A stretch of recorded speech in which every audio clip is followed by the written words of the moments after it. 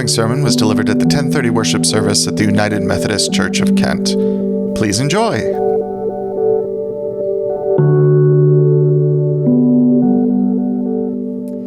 Yesterday afternoon, Megan and I attended the musical Hadestown, which was playing just over here in Akron. We'd seen the same show a couple of years ago in Cleveland, and we're eager to be able to enjoy the same show again. Now, for those unfamiliar with it, Hadestown began, I think interestingly, as a concept album actually back in 2010, before being developed into a fuller stage production, which went on to win the Tony Award for Best Musical in 2019. The book and music and lyrics all are by Anais Mitchell, and it is a reimagining of the Greek myths of Persephone and Hades and Orpheus and Eurydice. The show opens with Hermes, messenger of the gods, playing something like the role of a narrator, sort of warning the audience about what's to come. We're going to sing a song, he tells us in the opening part. It's an old song. It's a tale from way back when. It is a sad song he sings. It is a sad tale. It is a tragedy. But we're going to sing it anyway. And the way that those opening lyrics function, coming right at the beginning as they do, when we first hear them as the audience, we don't necessarily catch on right away. But then we go through the whole show, and spoiler alert on a 2,000-year-old story, it really is a tragedy. I won't spoil all of the details of the ending, but the story ends quite tragically for everyone involved. In fact, the first time we saw the show, there was this audible gasp through the audience. And then Hermes comes back on stage, returning to tell us once again, we're going to sing this song. It's an old song. It's a sad song. But we sing it anyway. And that line, we sing it anyway, strikes me both as so powerful in the show itself, but also so true for living of the gospel. We live in the way of Christ in the world, by faith, we say, and not by sight. We live with hope, leaning into God's presence, even when present realities are very hard. We keep singing the song. We keep telling the story of God's unlimited love. We keep walking the way of God's new creation day after day after day, just one step at a time, and sometimes, perhaps even most of the time, we don't perceive immediate results of doing so. After all, cruelty in our world continues. Relationships still fall apart. People keep getting discarded. Vulnerable communities keep getting exploited. Creation itself keeps getting used up and abused. And it doesn't feel many days like things are getting much better. And yet we keep singing that song anyway. The song of God's love. The song of God's dream. The song of this world God loves so perfectly and completely, finally being healed and restored. We keep singing that song again and again and again, knowing quite well that this world still is a broken world, and so we lean into God's promise. We lean into God's presence. We trust in God's grace that this love song still is a song well worth singing. We're going to sing this song, we say, with our words and with our lives. We're going to live this broader way. Not because it makes sense, not because it's a great strategy, but we're going to sing it anyway. Trust in the Lord and do good, Psalm 37 says this morning. Live in the land and farm faithfulness.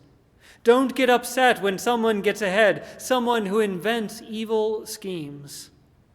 Let go of anger. Leave rage behind. Don't participate, in other words, in the brokenness, the abuse, the harm, the meanness that we are called to resist. Even when it's hard, even when it doesn't feel like it's doing us or anyone else around us any good, keep singing God's love song anyway. A few weeks ago, we saw the recent film, A Complete Unknown, about the first few years of Bob Dylan's music career. The entire movie is set in the first half of the 1960s, and beyond Dylan, though, it is Pete Seeger, for my mind at least, who really shines through in the story.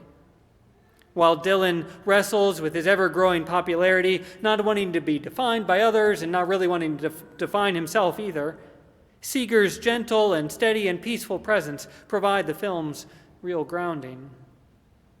The movie ends on the final day of the 1965 Newport Folk Festival, where Dylan famously electrified his set, much to the great frustration of the festival's planners.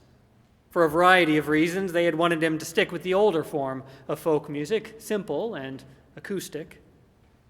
Early in the morning on the last day of the festival, Seeger brings coffee to Dylan and shares with him what Seeger calls his teaspoon parable. It's a story that the real-life Pete Seeger repeated often throughout his life. Imagine a seesaw, the story goes. And imagine that on one end of that seesaw there is this heavy rock keeping that side pressed firmly to the ground.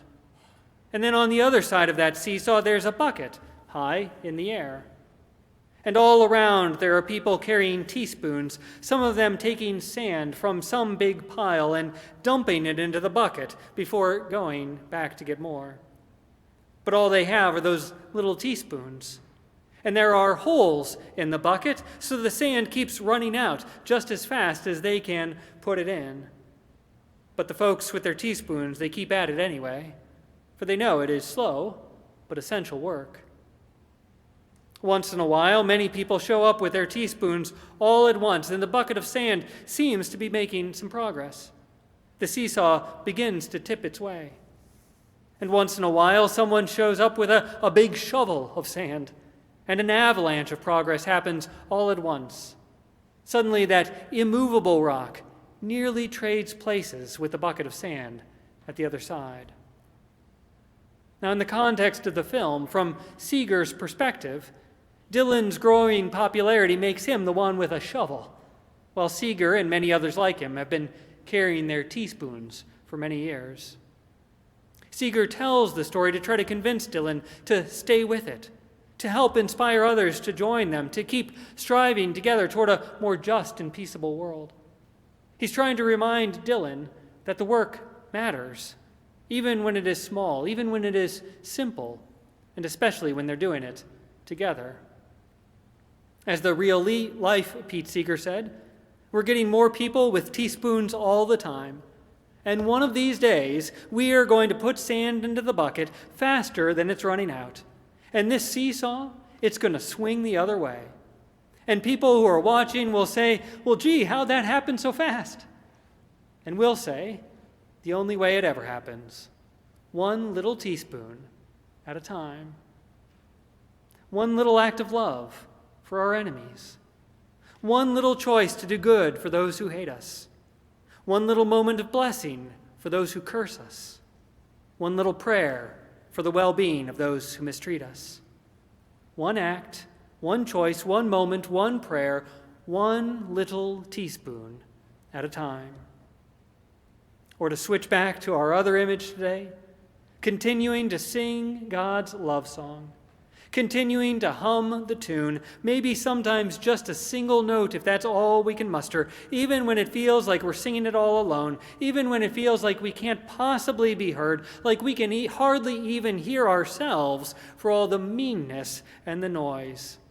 But still we sing it anyway. If someone slaps you on the cheek, Jesus says, offer the other one as well. If someone takes your coat, don't withhold your shirt.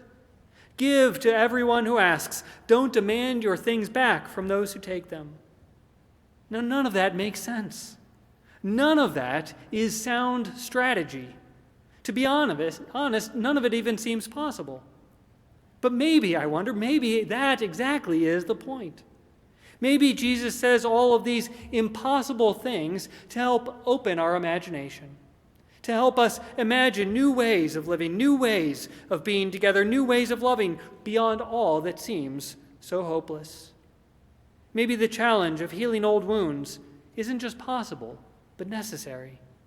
And maybe all this loving and doing good and praying for others, and specifically others we don't like, who often don't like us, maybe this isn't just the best, but in fact the only way to truly live. Maybe Jesus is inviting us to step back from our normal, our narrower ways of living. Maybe he's asking us, how do you really want to live? Spending all of your focus, all of your time, all of your energy hating your opponents and fearing your enemies and being consumed by anger and jealousy and fear? Or do you want to follow me into a fuller, freer way of living? Do you want to live as you truly are, as God's beloved children, formed and sustained in the image and grace of God, God who is kind to ungrateful and wicked people? Be compassionate, Jesus invites us, as God is compassionate. Do not judge, do not condemn, forgive, give. All of it is rooted in who God is and who, in God's image, we are. Love your enemies. Love those who hate you. Love those who curse and mistreat you. Do not harbor the kind of hate that allows abuse to go on. Turn that around. Let it go and love instead.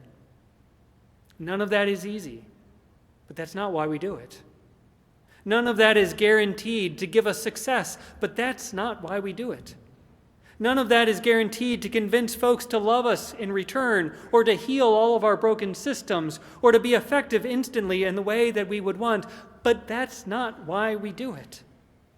We do it, Jesus says, because we are willing to hear. We do it because we have heard God's love song. We have heard a song of God's love for us and for all creation, describing the world as it is meant to be. We have felt that song's rhythm in our bones. We have felt our spirits embraced and uplifted by that song's melody. We have felt the truth of that song's lyrics in our hearts, and so we trust. We trust even when that song seems faint, even when it seems impractical, even when it seems impossible.